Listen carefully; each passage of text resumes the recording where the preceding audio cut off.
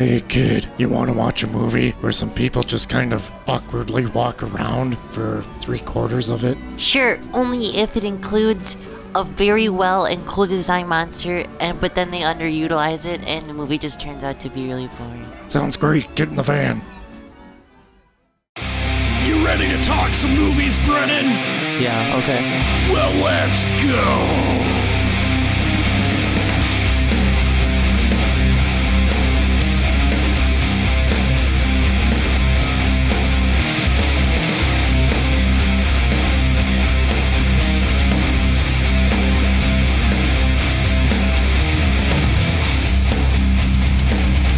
Corrupted youth! Corrupted youth! Corrupted youth! Corrupted youth! Hi, welcome to the Corrupted Youth Podcast. My name is Dan, I'm Brennan. and we're a father and son duo that explores the latest blockbusters, classic genre films, and the schlockiest of Golden Age VHS rental store flicks in spoiler-heavy fashion. Boy, do we have a schlocky one today. Oh, yeah. But we'll get to that in just a second, because normally we try not to do too much stuff to date our episodes all that much, Yeah. but we still come up with topical things. But we really just kind of wanted to say to all you dongles out there that things are getting a little crazy right now with this whole coronavirus thing. Just stay calm. It'll be okay. It's definitely creating a lot of challenges in everyone's life. Yeah. A lot of economic challenges for the country, too. Yeah. Even no matter what country you're in, because I know we got some out-of-staters here. Yeah, I mean, it's everywhere. This is a global thing, and, you know, don't go out and start panic buying. I legit had to buy toilet paper when that was happening, and it was not enjoyable. It was so weird. I felt so guilty for buying toilet paper, but anytime I've been to the store lately, it's people constantly buying toilet paper. This is not that type of virus, so don't create a shortage of something if there's no need to create a shortage to begin with. You know, if there was like a shortage of like soap to wash your hands, I'd be like, okay, that's good. People are out there washing their hands. Toilet paper? Like, Yeah. I don't know, is it the food that they've stockpiled? They're like, oh no, I only bought ramen. Better go buy all this toilet paper. Oh no, I bought nothing but beans and sausages. Now I have to go poop. So yeah, also just kind of have fun with it. Don't get all kooky and crazy locked up in your home. Yeah, if we find out things work out for us, maybe we'll put out some more episodes over this. Yeah. I would like to do that, actually. Yeah. That's all we got to say about that. So what we're covering this time around is 1980s Scared to Death, Ooh. which honestly is not a very good title for this movie. I got shivers down my spine just thinking about it. Yeah, it's Scared to Death, which sounds more like a slasher movie. Yeah. And in some ways it kind of is, but ultimately it's a creature feature. It fails at both being a slasher and a creature feature, so I don't really know what to call it at this point. It's a movie. Yeah. Movie. Movie. Oh, we never talked about that. We never did. We were gonna... Originally, we were gonna rate movies by calling them a movie, Yeah. but it would be the tone that we used it with. Because what really kicked it off was when we watched a trailer for Garbage Pail Kids, the movie, and just the way the guy's all chipper about it. And they just have a way of saying it. Garbage Pail Kids, the movie. Yeah. So We should bring that back. You know what? We're gonna rate this movie by how we say movie. Okay. All right. Well, we're going to start right now. Yeah. We'll forget about that. We probably will. All right. And I'll have to cut this part out. Yep. So, yeah, we don't have a trailer for this one. I found a couple, but it's mostly screaming and gunshots No one wants and to screaming. hear that. No one cares. And there's one line of dialogue and then, I don't know, tagline and title. So it really wasn't that interesting. It's not going to be fun to listen to. But IMDb info, I'm not going to read their synopsis because they're more user summaries, which would kind of defeat the purpose if we were just reading whatever somebody else wrote. Yeah. But anyways, Scared to Death was directed by William Malone, written by William Malone and Robert Short, and it stars John Stinson as Ted, Diana Davidson as Jennifer, David Moses as Detective Lou and he went by Jonathan David Moses for this one. Good move. Tony Janata as Sherry, and that's pretty much your main characters right there. Yeah. Don't really need to get into that too much more. Interesting thing about this movie is that the director, William Malone, wanted to make a movie so he knew that you could get really good returns if you made a horror movie. And he also had worked in a Halloween mask shop. So he built the creature for this movie himself. It took him 3 months. It paid off because, wow. Yeah, we'll get into that. Yeah. I got a lot to say. So I'll get into the rundown for this movie. I tried to keep it minimal. Brisk. Brisk. There's not really as much. brisk as possible. As brisk as they're walking in this movie. Oh man, this is going to be a long podcast. I love the prologue to this movie. Yes. I'll try to have a cool voice while I read it. Actually, could you give me 50-year-old man just trying just enough to not get fired from his job? What? That's what I want you to impersonate when reading this. 50-year-old man, right? Is that work? Just you want me to do this voice? No, that's more like boomer. Okay. Just kind of like a gruzzled, like his wife just nags at him when he's at home and he just hates his job. Okay. The events portrayed in this film, although fictional, are based on scientific fact. If they have not already happened, they soon could. Genetic engineering is real, and soon we may all have to deal with new values and definitions for life and death. Perfect. That was perfect. Thanks. That's a crazy prologue. Yes. If it hasn't already happened. Like, ooh, somewhere out there. Look out, kids. I like that it's based on scientific fact. Yeah. There's nothing scientifically factual about this movie, I don't think. Other than that, genetic engineering exists. Yeah. This is a movie about, there's a violent killer on the loose. Ooh. And he's stalking co-eds, which actually that just kind of changes because it's also whoever, because this movie is like that. And but it's not like an ordinary psycho, even though the police and everybody thinks that there's a psychopath on the loose, a serial killer, killing these people. It's actually a creature who we later find out is a creature known as a Syngenor. It's a cool name. It is a cool name because it stands for I can't say it. Synthesized genetic organism. Let's discuss Syngenor here because okay, yeah. So it's synthesized, right? Uh-huh. So it's synthetic, right? Yeah. Synthesized genetic organism. It's kind of redundant. Like a genetic organism, that's just any organism. They're all genetic. Yeah. It sounds cool. It does sound cool. I mean, we can't expect much out of this movie. You watched it. Yeah. Yeah. I think it's a really cool design. He was definitely influenced by H.R. Giger. Mm-hmm. And is it Geiger or Giger? Send us an email. Hey, Ryan, do you still listen? You want to correct Brennan again? But yeah, it's a really cool design. And actually, it looks, strangely enough, it looks a lot like the creature from Species, which was designed by H.R. Giger. And so that's kind of funny. Yeah. Because it has silver eyes. Uh-huh. And it has that same aesthetic. Yeah. And I mean, I think he nailed what he was going for with this. Mm-hmm. I mean, it's a pretty cool full-bodied suit. I don't know why it's not in the movie more. I really don't either. I'm glad they didn't go with classic H.R. Giger concept artwork and stuff, because then it would have had a giant wiener. It would have. But yeah, they looked so cool, and they did some interesting cinematography at the end of the movie when they were actually showing it, doing stuff. Doing stuff, yeah. Cool reveals and stuff like that, and it made weird noises. Yeah, it made a whistling noise, but it doesn't do it throughout the whole movie, but I thought that was pretty effective, actually. Yeah, because then you hear it, it's there, and it gets you on edge. Mm-hmm. Where is Syngenor? Yeah, and it's supposed to be because the Syngenor draws in the heat to kind of fuel itself, basically. Yeah, it converts the heat and expels cold air. Yeah, which happens in the very first case in this movie, because there's a lady and you get your gratuitous boobs in it, But I like how she's on the phone with somebody and Mhm. rejecting this dude, Yeah. making excuses not to go on a date with them.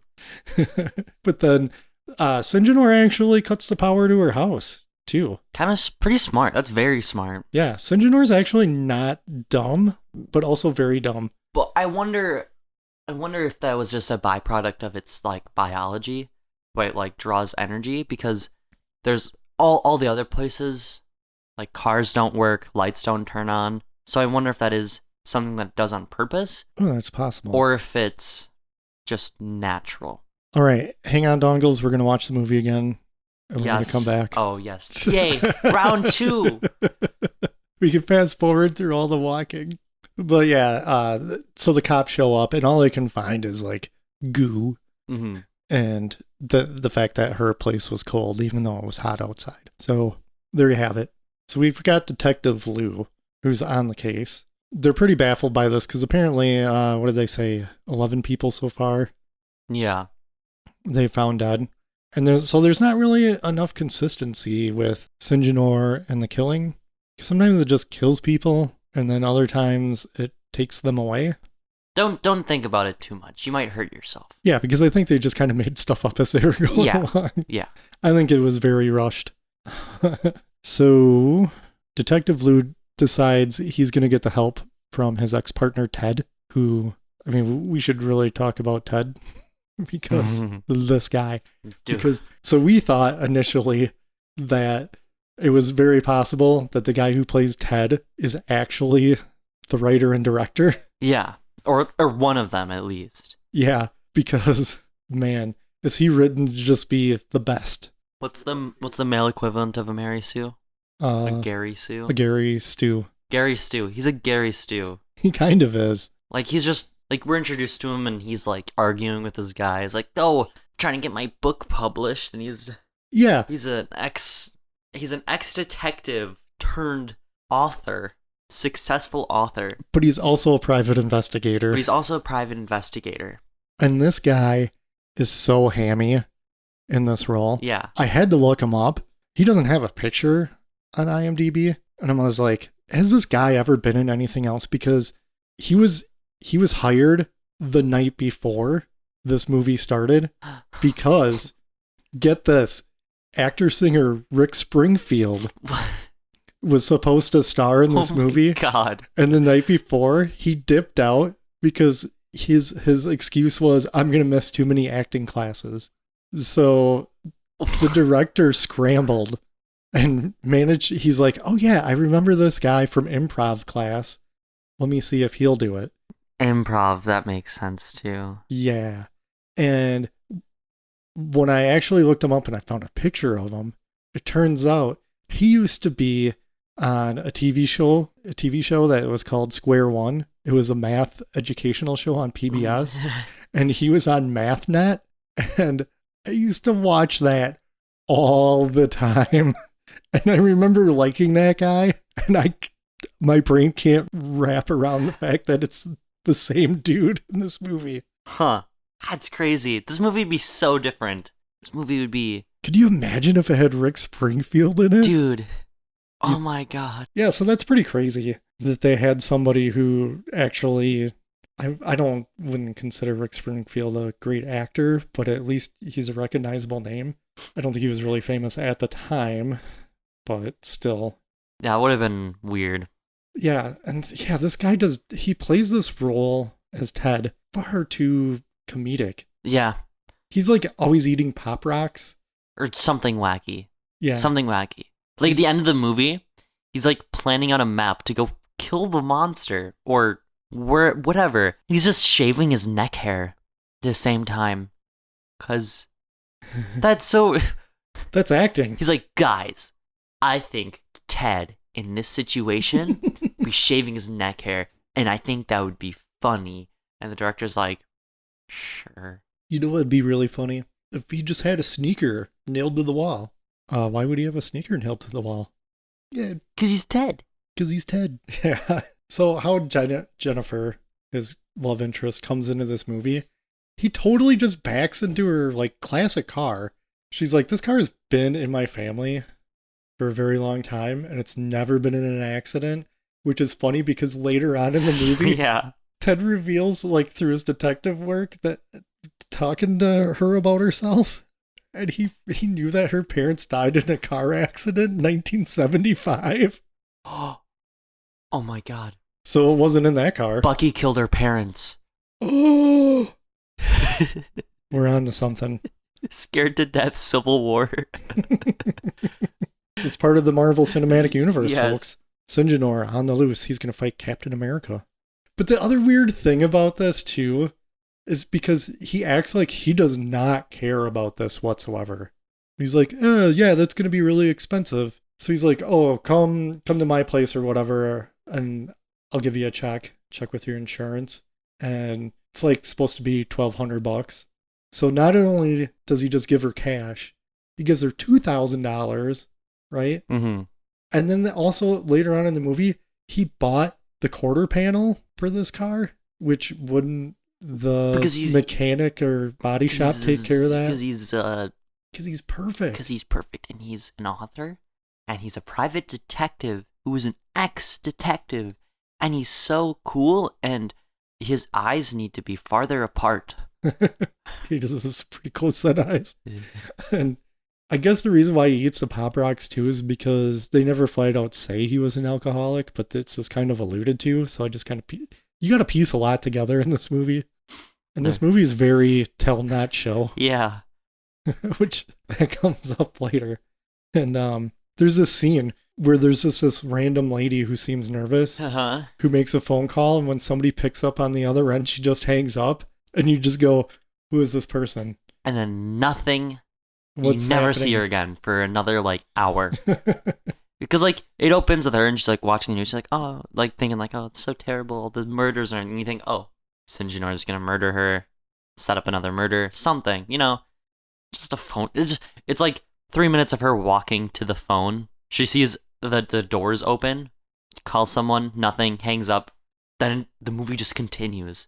That's the thing. The strangest thing. That's the thing with this movie, too. If it's even somewhat dark and somebody has to walk, they walk as slow as possible and act really nervous. And they're terrified. Jennifer's, like, walking over to Ted's house, and she has to go underneath, like, this bridge.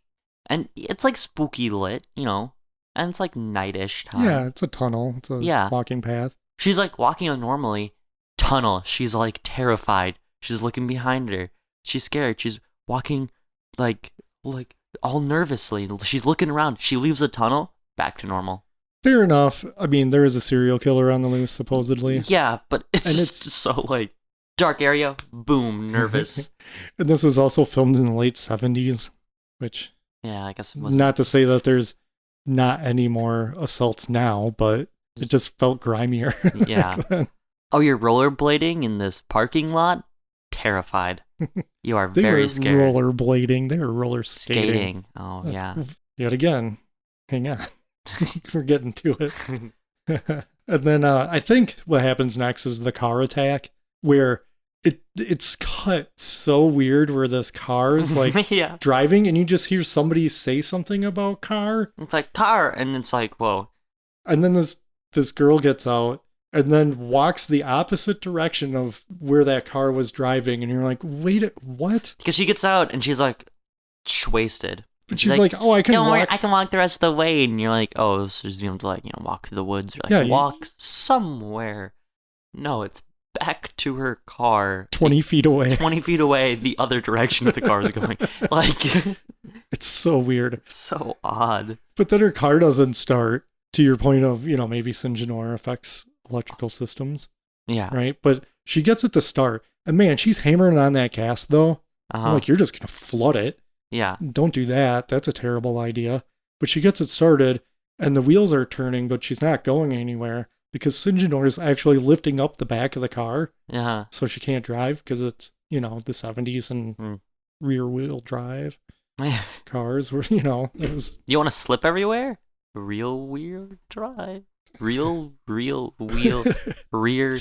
I think my brain just shut down. Rear wheel drive. Yes. That movie has this effect on people. Yeah. Yeah. And then Syngenor, she doesn't realize that there's just a giant monster 7-foot monster standing behind her car at any point. Mm-hmm. So she gets out and is immediately attacked by Syngenor. Screaming, blood on windshield. And then, ooh, the window fogs over because it's so cold. That was actually kind of an interesting... It was a nice detail. Yeah. For once, they actually paid attention to the small details in the movie. Later on, there's a sewer attack, like some sewer workers going down in the sewer, and the one bearded guy. These characters were fun, by the way. Yeah, they had fun banter and stuff. And they just... felt like real people, and you actually cared for them. Yeah, and you know them for like a minute. Yeah, because you don't want like these people to die. These blue collar like workers, they're making the best out of their bad job. Yeah, they're working like third shift or whatever. And yeah, it seems terrible. But yeah, so the one guy goes down in the sewer, walks super slow, scared, very scared. Uh-huh. Even though he's just there to do his job. It's done it a million times. Yeah, but he runs into Syngenor, which then he's attacked by Syngenor, and his buddy, he's got Skylab written on his helmet. Yeah, it's so obviously just written on. But no, I thought that was funny. Yeah. And he goes down in the sewer, but then he must see something, either Syngenor attacking his friend or whatever, and he gets scared and he climbs out and does like this crazy back roll. Yeah. And so I've got a question, because I don't quite remember. When we watched that movie, did the second guy die? No. He puts the manhole cover back on the manhole, and then he goes, ooh, like he's like all scared. And then you think, the manhole's going to open or anything. It just cuts away. Yeah, because in the trailer, the manhole opens and Syngenor grabs him and pulls him down into the sewer. That was not in the final cut. That's what I thought when I was looking at the trailers, because I thought, wait a second, I've seen this movie twice, and I don't remember that happening. And you never see his body later either. No. So that's weird. I don't know. Why not just show it? It would explain why... What's canon? What is Syngenor canon? Is he dead or alive? It would definitely... Because the whole time I kept saying, why doesn't that guy just call the police and this... there's a monster in the sewer. Mm-hmm. They would at least have to check it out. Yeah. It's so weird. Yeah, there's also the awkward date scene where it's funny too because they're leaving notes for each other on each other's doors, and I'm like, oh, late 70s texting. Yeah, but so she goes over to Ted's and she's like, oh, where do you want to eat? And he's like, oh, I have this perfect spot picked out, and because he's perfect. And she's like, oh, why don't we just eat at my house? I'm like that's kind of weird. First off, like, I thought that happened because he was way underdressed because he's just kind of a schlub. He was kind of a schlub, yeah. Which is kind of weird. He's so rich. You think that he'd be dapper. Oh, yeah, because he wrote 5 books. He wrote 5 books, right. He wrote 5 books. And he was just tired of writing books that sell. So they go to her house, and it is incredibly awkward. They're sitting there, and he's like, nice steak. And she's like, thanks. He's not even really looking at her or anything. Yeah.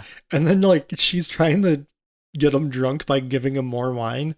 She just fills his big old glass full. Well, no, of she wine. asks and he wants more. Because it's the most stunted, broken dialogue. It's so awkward. It's so awkward. And then she's like, should I put on music? And he's like, that would be great or whatever. She puts on music and it's just weird. You have to watch a lot of things happen in this movie in real time. Yeah. I'm surprised we didn't actually have to watch the entire date. It was so awkward. And the fact that he was like, oh, I'm a private investigator. Here's all the things I learned about you. And it was all a bunch of her personal information. Her parents dying? I'm sorry, but if you're out on the first date, don't bring up her dead parents. Right. And it's just really creepy. It's very creepy. Yeah.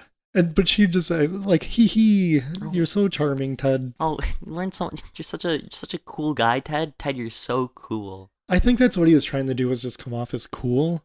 And he came off as kind of a jerk who doesn't care. Yeah, definitely. He definitely just felt like he didn't care the entire time. Yeah, but I do love that scene, though. It is so great. Awkward. It's so good. Yeah.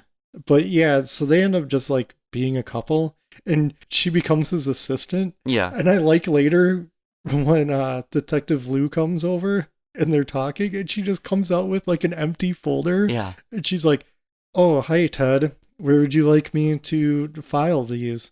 And she's right next to the filing cabinet. And he just rambles off about like the names on there, Yeah. like normal filing procedures, which is just ridiculous. Uh-huh. But then she just walks away because like it's just in like this room is bigger than what they show of Ted's apartment slash It's very office. small for people that aren't in the room right now.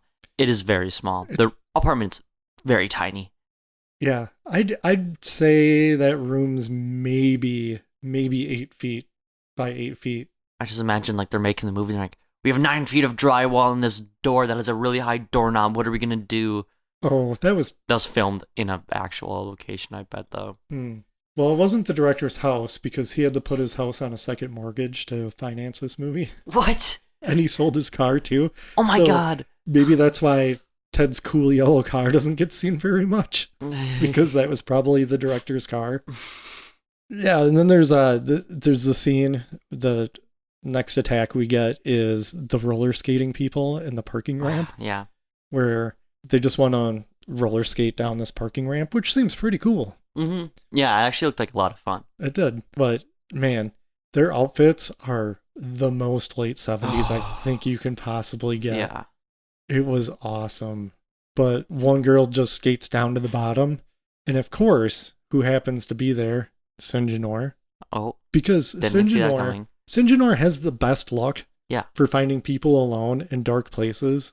That are very scared already. Yeah. So then we have to basically watch this lady take her skates off in real time. Yeah. Put her shoes on, run around. Yeah. Only to be caught by Syngenor. And this is where Syngenor actually starts whistling, Mm-hmm. which was pretty cool. Yeah, I like it. And then he like sticks his weird little like Oh, yeah. fish that's right. tongue thingy. It in her looks mouth. like a gummy fish that Yeah. comes out of his mouth. Yeah, and, like sticks it into her mouth and she's like bleeding or whatever. And yeah. So this is a change in tactic for Syngenor. But, Well, not a change in tactic. It's just we see what he's doing. yeah, okay, fair enough. But then he just hangs her up in a utility closet Yeah. or something, or maintenance closet. So that way somebody can open the door and she can flop down like in a slasher movie, which is kind of weird. Mm-hmm. But while the police are checking it out and Detective Lou's there and Ted's there, Jennifer's there. Jennifer, reason. for whatever reason, is An active crime scene. an active crime Murder scene. crime scene. And Jennifer's talking to people Yeah. like witnesses Yeah.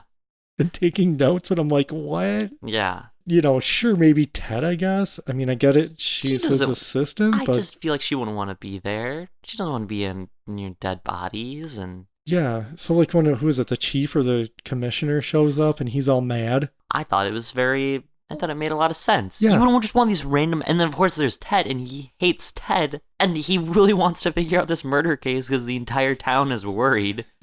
So, yeah, it made sense. I don't blame him. And then they get, the chief and Ted get into an argument, and Ted actually like kind of roasts him. It was pretty cool. And Ted's just like, God, I just hate that guy, and that's why I'll never work. It's like this one guy stopping you from catching a serial killer. Really put the needs of the people above your petty little argument.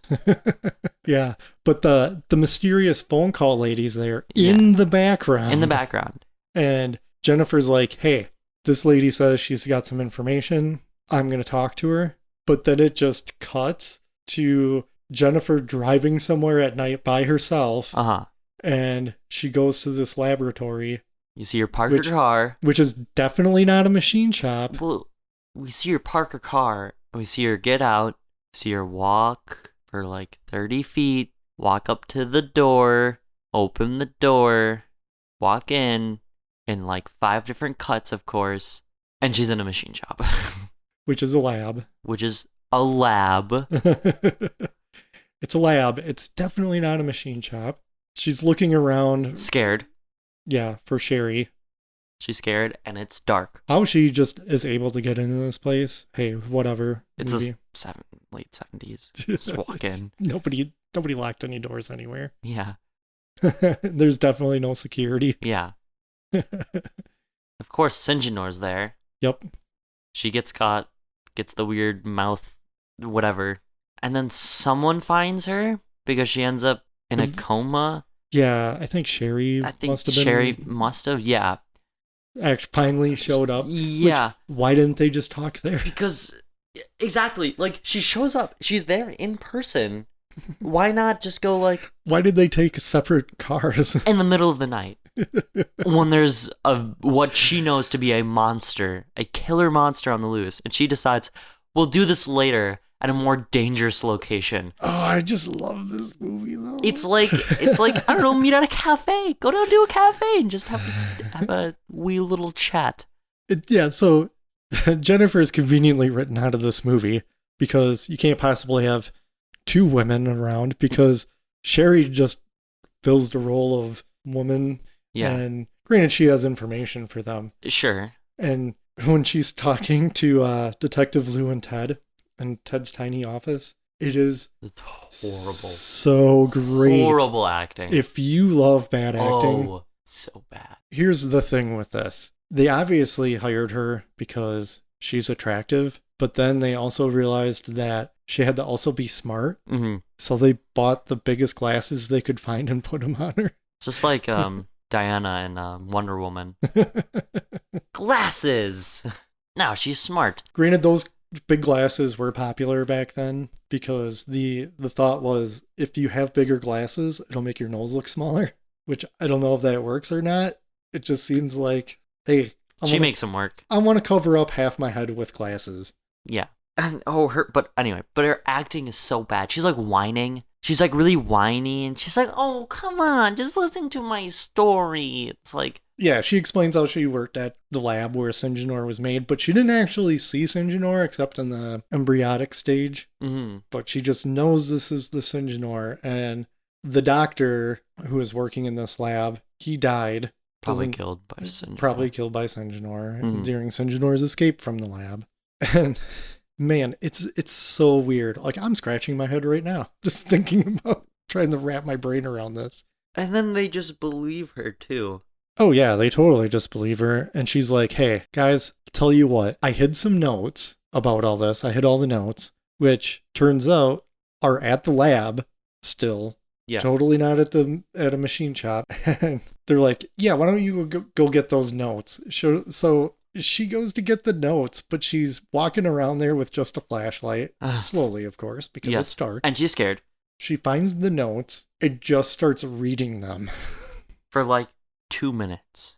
It's just her Reading. reading. Because this movie is tell, not show. I would have loved to see a flashback. Little baby Syngenor eating a rat or something crazy, you know? Having me a little puppet, a little slimy puppet. They show like weird pods in Syngenor's hangout in the sewer. Yeah. Why not just make it a pod? Literally don't care. Just show me the doctor, this big bushy mustache, go, oh, writing down some notes, and then he gets killed by, instead of just the worst actor in the entire movie having to read a bunch of notes. Oh, Just reading the script. it's so wonderfully bad. It's so bad. But then like Syngenor comes home back to the lab because why not? Just so he could be there. Maybe Syngenor realized that somebody was on the case and he was gonna get busted. So he's like, oh, I can't have any of this. I better go to the lab and prevent Sherry from revealing too much to the detective so I can continue my murderous spree. But then Ted shows up anyway Because he's Ted and he has to be there. we heard about the scene where he goes to he's like, I need a weapon, and he just pulls out the drawer on the desk, and it's just like 3 handguns and just rolling ammo, just ammo just rolling around as he pulls the drawer out. It's He looks shocking down. at how many handguns are in And there. it's more than 3. It's like 5. And then he just looks at one, just picks it up, checks the mag, loads it, and leaves. It's like, oh my god, that's so unsafe. He's had loaded handguns. And like the bullets 70s. just rolling in the drawer too. It's the 70s. It's the 70s. He's a schlubby detective, private dick. Oh, now you don't want to be in on that joke. Well, there's no Richard in his name, so it kind of They would call him private dicks. You never heard that term no. for a private detective? No. The more you know. The time is now, old man. Oh no, he got me. Now I'm old. Yeah, so they're mucking about in the lab, right? And they're going to go out this door, but all of a sudden, who should be on the other side? But it's the bearded sewer worker And he's got like cobwebs on He looks like him a or zombie. something. Yeah, he just has like zombie face paint on. And he falls down and he's like, says something about like, Giving an Oscar-worthy performance. it's in the sewer. And then he just spits up like a bunch of green foam. Mm-hmm. And then he dies. It is great. It's awesome. So they're like, oh, the sewer. And they look, and right outside the door, there's just a manhole. Yeah. So that guy put the cover back on too. Keep that in mind because it's not like open or anything. Mm-hmm. But it looks like the pavement's wet and there's like a trail leading from it up to the door. So they're like, The sewer. the sewer. Oh, this is where Ted's like, I'm gonna kill it. I'm going to get that Syngenor. And so they go down in the sewer, like I mentioned. There's like pods. Mm-hmm. This part was actually pretty cool. It was kind of cool, yeah. So there's like pods. Very aliens like scenario here of people like kind of like the biomechanical stuff of the pods and the people. You can presume that they're impregnated or something. Who knows? Or maybe just feeding the pods. I don't know. Whatever. But there's so much great sound effects in here of like people like, Yeah. and there's farty noises.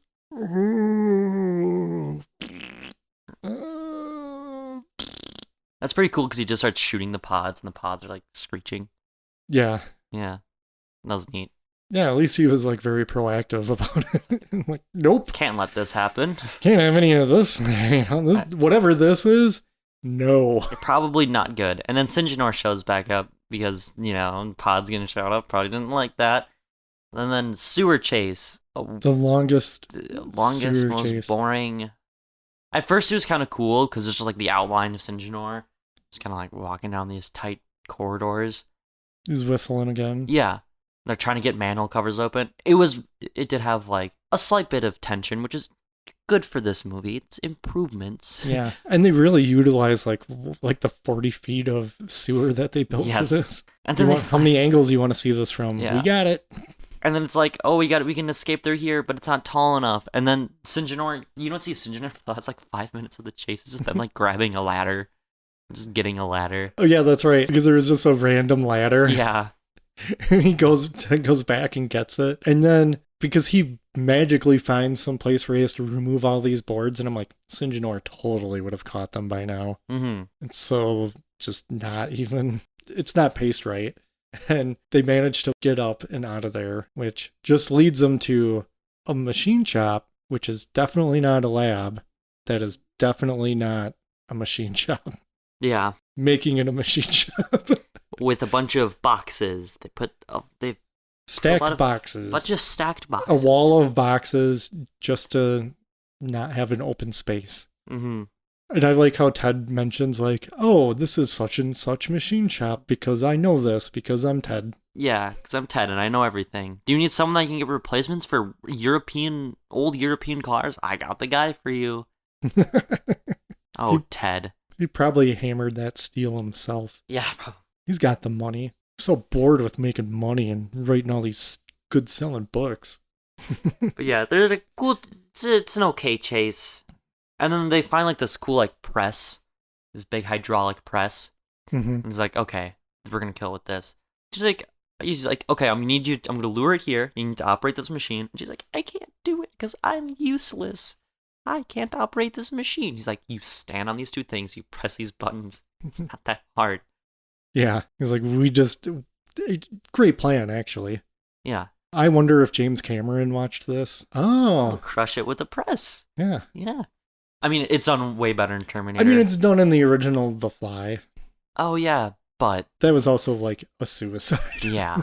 You need to kill me. I have a fly head and a fly hand. There's an alright chase through the machine shop. I think this is where they show off the monster the best. Yes. There's some really cool shots. There's like one through like this steel wheel, and you see like all the spokes of the wheel and everything, and you just see the outline of Syngenor like standing up. Stuff like that, where they utilize his shape and like the whistling is very well. Like it's done very well, and I like that. And then he's right next to the press, and then Ted gets caught by Syngenor. He's like sticking the little thing. Oh, forgot to mention the little thing that comes out of his mouth. It, like goes into their throat and then sucks out their spinal fluid. Oh yeah, that's right. They did. Somehow that came up. Because yeah, it doesn't matter. But anyway.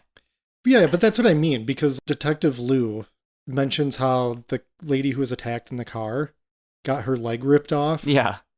And so he's just, I don't know, maybe he needs to eat or something. But I mean, if he's taking people down to the sewer to grow these pods, you're thinking about it too much. Why is he then only sucking fluid out of people? And he also gets energy from the warmth of the air. Yeah, I don't know. I've thought about this way more than the writer-director. But then who shows up to save Ted, but not the female character standing right there and can totally just help him, but Detective Lou. Yeah, because they somehow ended up at the lab. Yeah. And Detective Lou just immediately goes, the sewer. Yeah. he figured that out right away. Didn't even need a weird dead guy to tell him. And apparently the sewer has a direct line to the machine shop, the lab, anywhere somebody needs to be. That's where the sewer leads to. Yep. So he shows up and they blast Syngenor with a shotgun onto the hydraulic press, and then an annoyingly long time later, what's her name Sherry decides to close the press. It was so long. Syngenor's just laying there, and I'm just like, close it. Press the buttons. And Ted has to be like, now is the time. Close it. Yeah, because he shot Syngenor earlier and it didn't even faze him. Yeah. He's just laying there. Yeah. And he gets crushed. You don't see... I would have liked to see a flattened Syngenor. That would have been cool. That would have been great. Yeah. Or something squish out. Yeah. It's a pretty good cut for that though. Where there's like a dude in there. Is very clean. Yeah. Surprisingly edited well in that aspect anyway. Unlike a lot of the audio in this movie where sometimes you can't even hear people talking. Yeah. I mean, everybody was just up here watching TV in the other room and we could barely hear people on our movie sometimes. But we couldn't turn it up too loud. Otherwise it would just be extra loud. And then they would have just turned the TV up more up here. Anyway. And then it's like cuts like Jennifer in like in the hospital room. Yeah, because don't forget Jennifer's in this movie. Yeah, and then like Syngenor is there, and then she's like, "Oh, Syngenor," and then it's like, "Oh, it's a nightmare," and that was stupid. It's like a weird fake out nightmare. And then it like zooms into a sewer grate because they needed like 50 more seconds of footage. Yeah, and then it's like slow motion going down that tunnel in the sewer. And then it just abruptly goes to credits. It kind of reminds me of the end of Phantasm, you know? The end of Phantasm, because he's like in the house and then all of a sudden... Oh, yeah. The tall man comes out. He's like, boy. Yeah. He's like, ah! It's kind of like that, but that had a better fake... Or it's never over. Yeah. Whatever he says. Yeah. But this one is Please don't write into the podcast and tell me what the tall man says at the end of Phantasm. But instead, listen to our episode on Phantasm. Yeah, there you go. We've done it. Is there a sequel? To this movie? Yeah. Yes, there is. A sequel came out 10 years later. 10 years? Yes. Hang on, just give me 1 second here. It goes by the title of Syngenor. It's 2 minutes longer than this one. Ooh, improvement. So probably a lot more walking. Yeah. Not written or directed by any of the same people. That's never a good sign.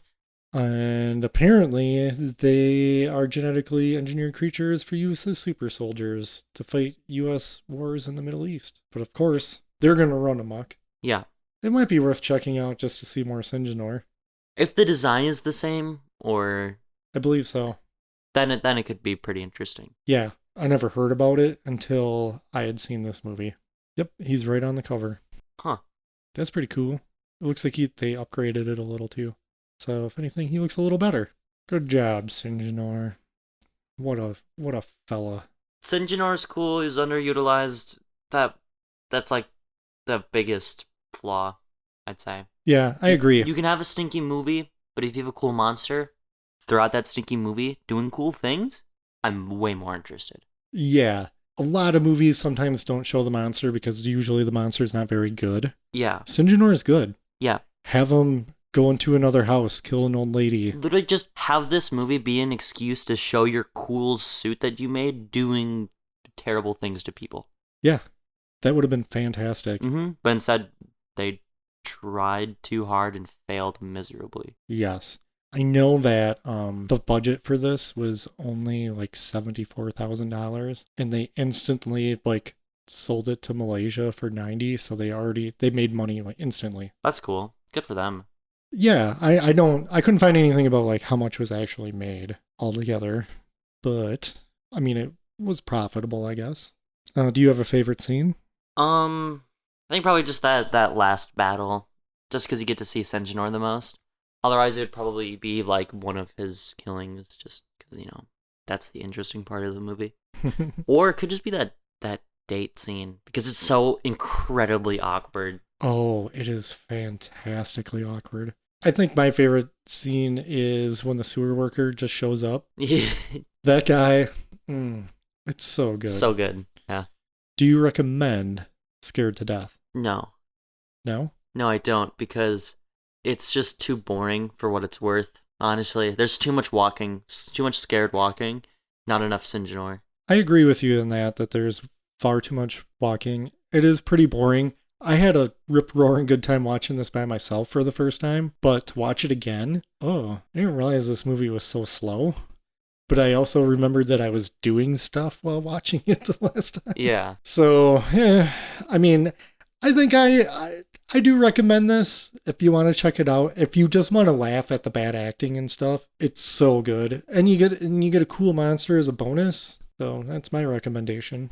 Are we gonna rate this movie by how we say the word movie? Ooh, okay. You can go first. Give it a movie. Movie. I'd say Scared to Death is definitely a movie. I've seen worse. We'll say that. I have seen far worse than this. And this, well, I don't know, it kept my attention, at least with the bad acting in it. Yeah. All right. Hey, maybe you out there in listener land, you dongles. Listener land? I don't know. I don't know why I said that. I like that, though. Maybe you have some opinions on Scared to Death. Maybe we do want to hear them. Maybe we do care. Yeah. Chances are, we do. Please send in. Hey, let us know how the apocalypse is going for you. Yeah. What are you doing to keep sane? Any movie recommendations for the apocalypse? Oh, there you go. Want us to cover something? Because we'll have time. Yeah. And you can reach us if you email us at corruptedyouthpod@gmail.com. How do I computer? Ooh, do I go to Yahoo? Do I go to Yahoo Mail? Brennan, where's my Ask Jeeves? I need to find something, or do I just gotta use the goggle? Ooh, I'll use Bing. Oh, Bing's good. Bing's good. Bing's good. Now probably isn't the time to recommend supporting the show, because we understand that everybody's probably hitting some hard times, but you know what? If you feel like it, we've got some t-shirts available at TeePublic. There will be a link in the notes. Also, there's going to be a link because with the new theme and everything, I made a music video. Check it out. It's super cool. Yeah, it's pretty fun. It was hastily thrown together, but it works. It's fun. Yeah. And it's short, too. So there you go. 46 seconds. You have nothing but time. You can get that for free. But yes, thanks to all our listeners, the dongles out there. Thank you for listening. Stay safe. Wash your hands. Yep. Please rate and review wherever you listen, whether it's on the Spotify. Podbean. Our home. Our home. Our warm home. Mm-hmm. We're cooped up currently at Podbean. At Podbean, yeah. Podbean HQ, send more trail mix. That's all we need. Yep. Apple Podcasts. Yeah, and also a huge thanks to our fellow podcasters. We really appreciate your support. And also, go ahead and find yourself Hello, This is the Doom Show. They got their 200th episode coming up, where it's all people just saying nice things about them. Well, check that out. 200 episodes. That's pretty awesome. Quite the achievement. We're never going to get there. No. I think this is like 33. I think it averages to like about like 10 episodes for every year we've been doing this. Hey, but maybe we'll get more out because we'll have more time. Okay, bye. Hang in there, dongles.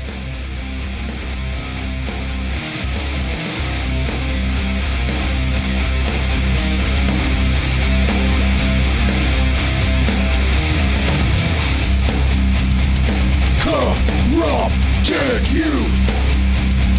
Corrupted youth! Corrupted youth! Corrupted youth! Yeah. And there's farty noises.